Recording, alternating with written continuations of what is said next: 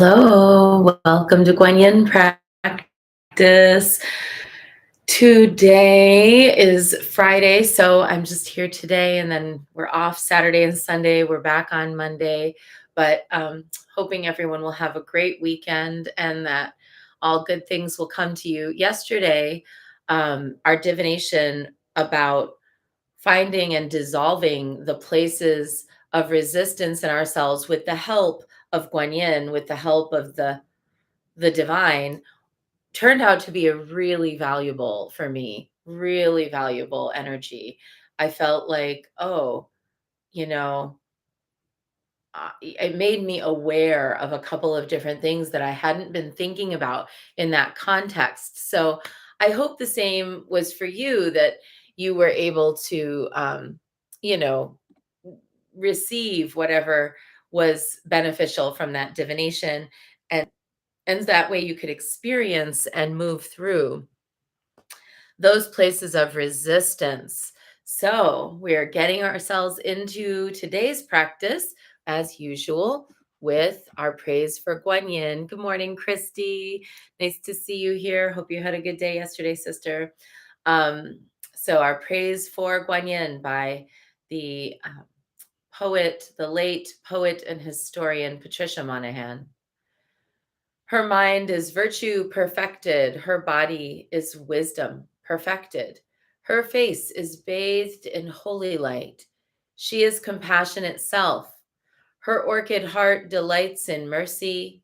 No matter what evils we face, no matter what beasts or demons, no matter what ill fortune or disease, no matter even if we face death, Guanyin destroys them all with her compassionate glance, with her perfected soul. She is infinitely blessed. Let us bow to her in prayer.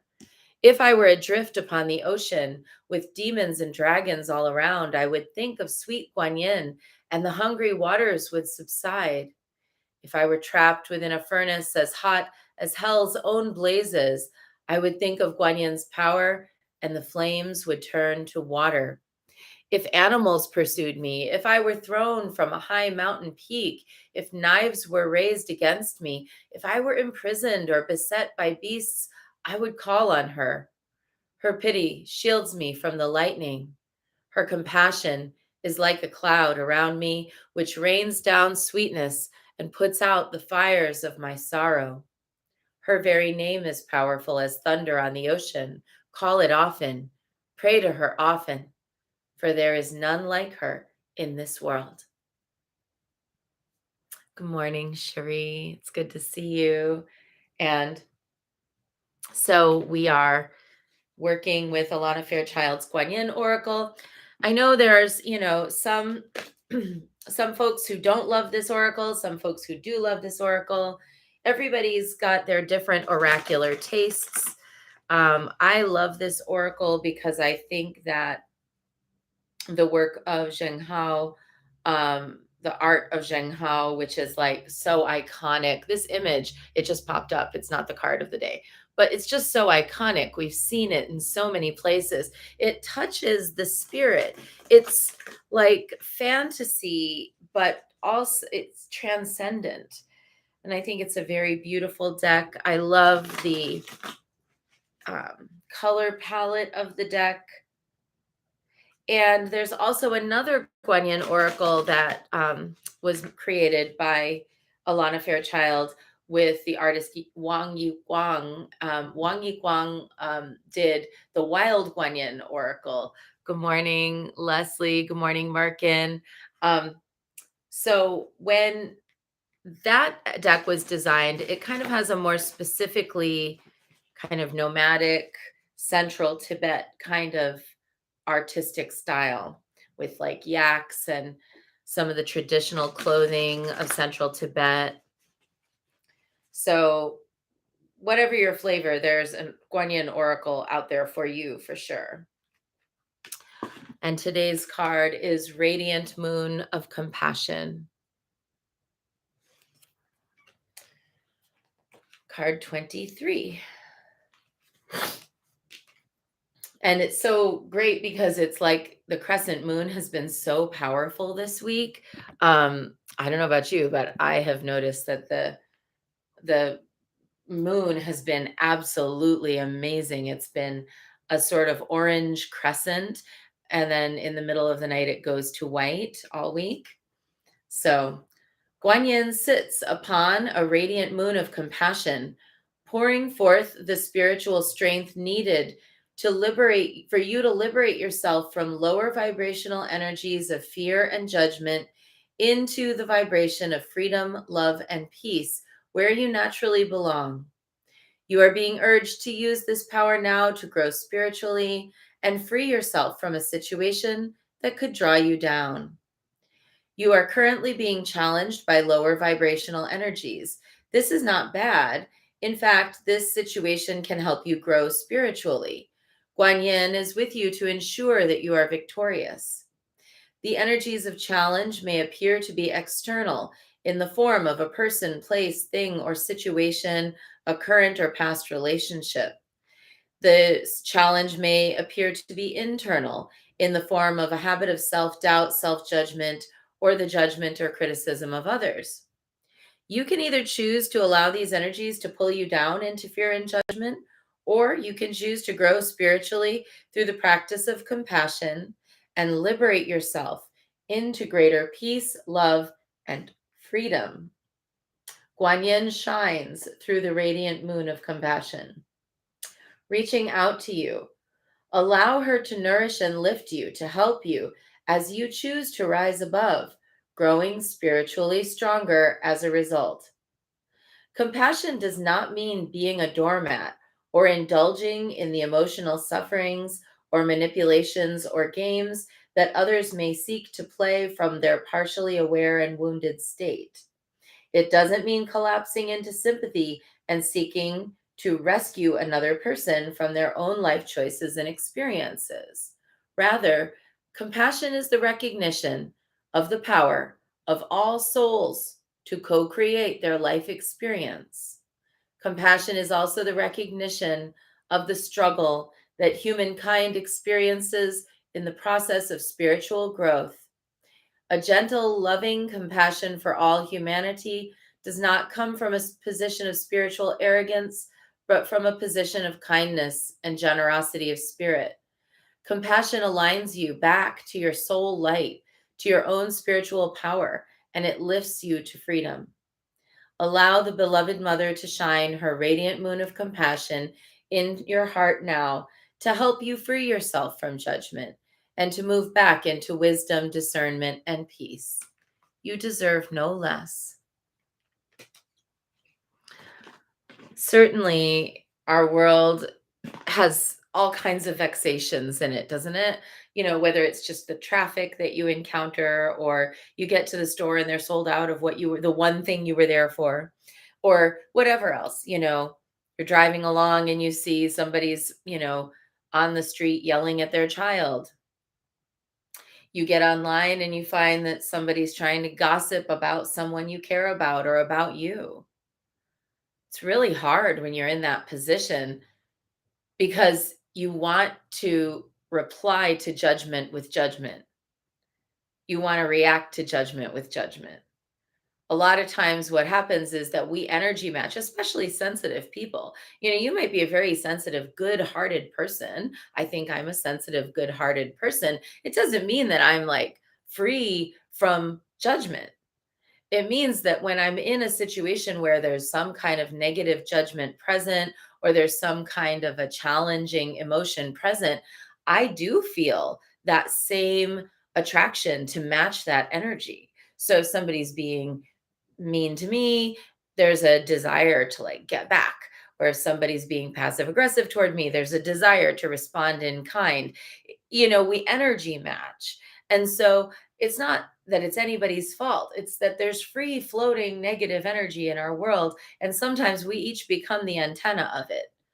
I've been the antenna of it. You've been the antenna of it. Other people around us are the antenna of it. And then boom, it's there. And now that it's there, oh my God, what are we going to do? Are we going to match it, or are we going to rise above it? Are we going to kindly, cheerfully, and firmly transcend it? Like, thanks, but no thanks. Not doing that. Thank you, inner self, for showing me that something is amiss.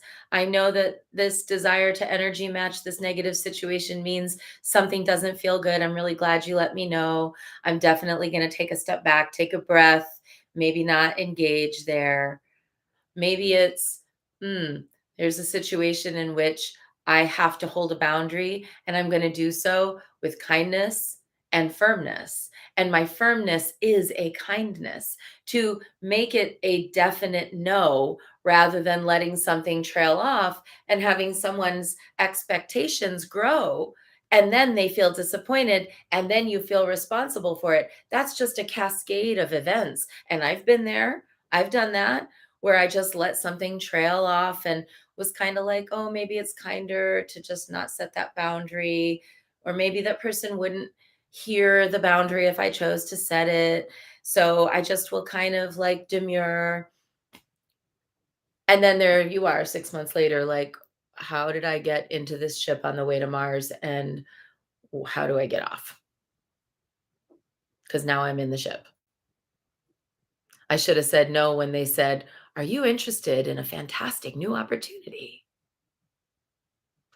Learning to say no, learning to set a boundary, learning to hold an open, non-judgmental space of at the same time, you do you and I'll do me. Learning to hold a space of that's not what I would choose for myself, but everybody's welcome to do whatever. And in a situation where there is actual harm being caused, like, you know, maybe your neighbor yells at their kid for dropping, some expensive thing and breaking it.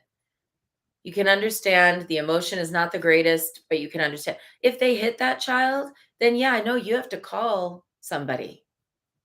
You have to get involved.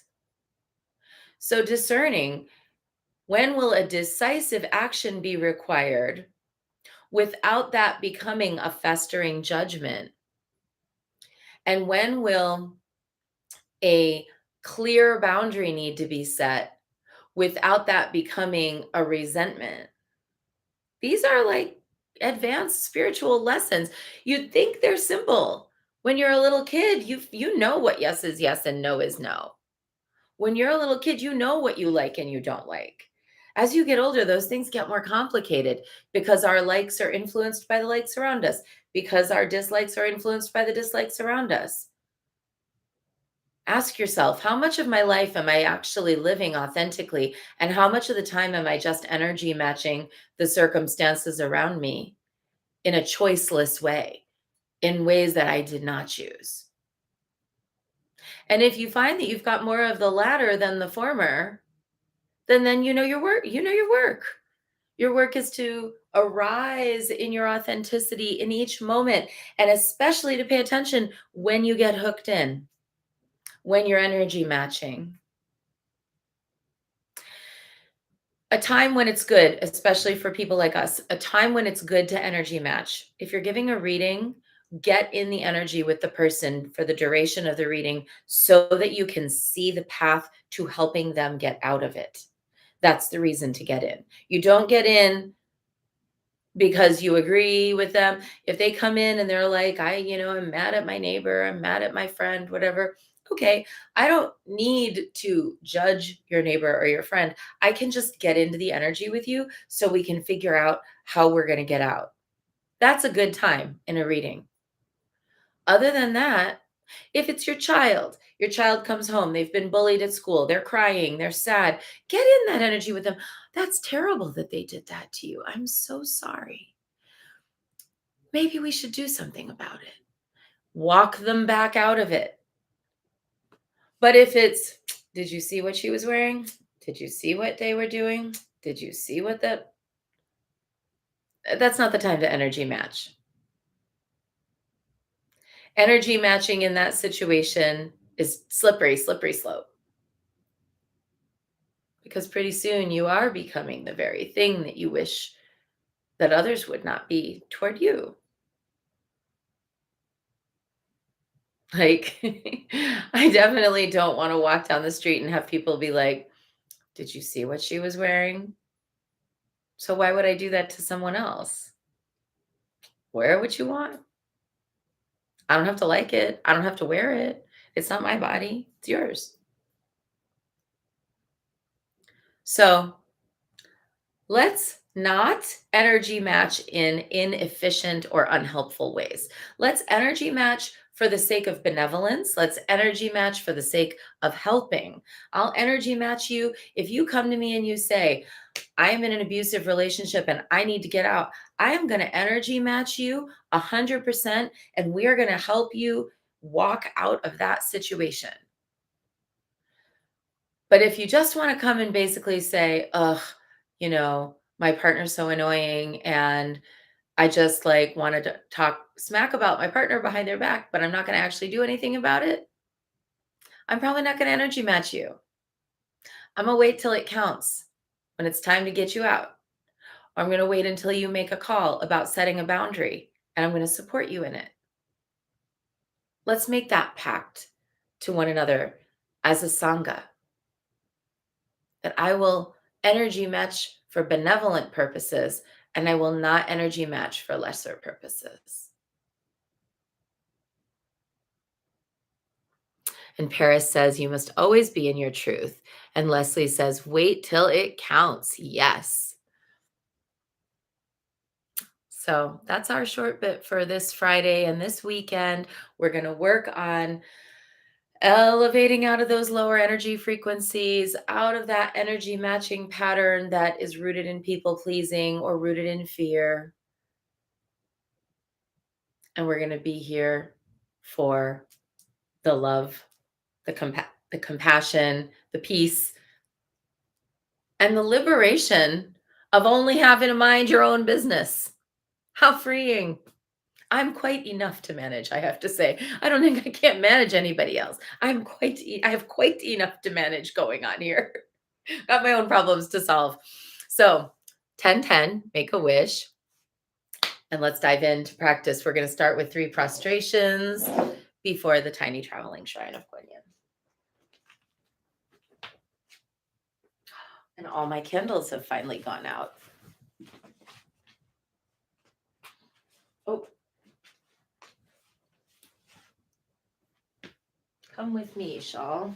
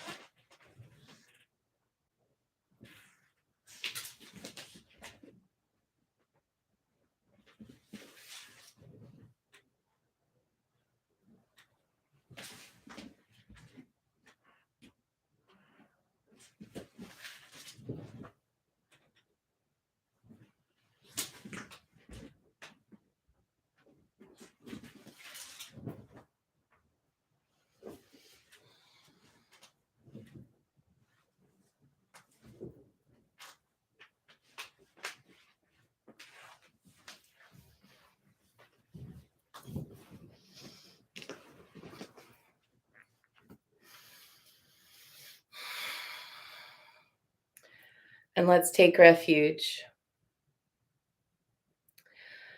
Namo Guru Be.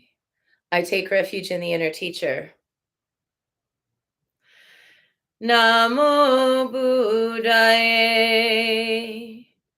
I take refuge in the great mother of compassion. Namo Dharmaye. I take refuge in the wisdom of the ages. Namo Sanghaye. I take refuge in the community of practitioners. And let's set our intention for the person, place, situation, or circumstance that will benefit from our practice today. And today we're holding Willow, whose beloved dog Molly had to go to her rest yesterday. And we're also holding Sherry, whose beloved goat had to go to her rest yesterday. and for anybody else coping with significant losses this week.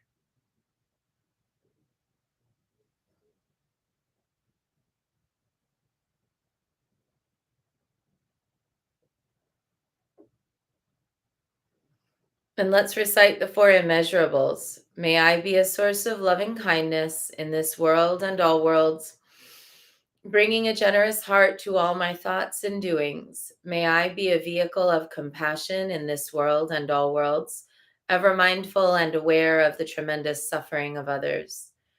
May I be a brimming vessel of joy in this world and all worlds, delighting in the happiness of others as their suffering is alleviated. May I be a balance point of equanimity in this world and all worlds, seeing all as equals and all as deserving of goodness.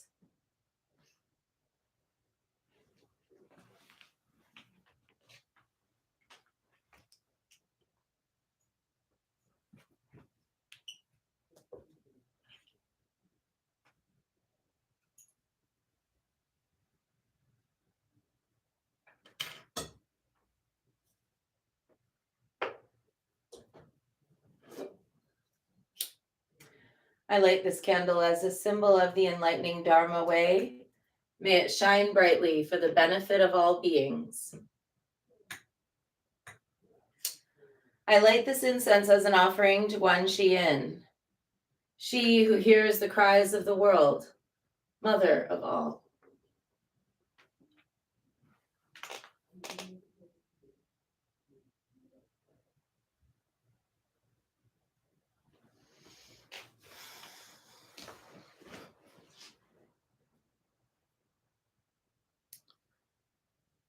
Reverently, I prostrate with my body, speech, and mind and present clouds of every type of offering, actual and virtual.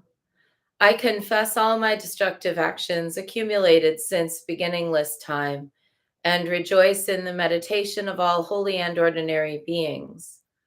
Please, Guan Yin, remain until the end of samsaric existence and turn the wheel of Dharma for sentient beings. I dedicate my own merits and those of others to the great enlightenment. 108 recitations of Namo Guanxi Yin Pusa, calling out to Guan Yin and saying to her, Guan Yin, the compassion you hold in your heart, let me energy match that.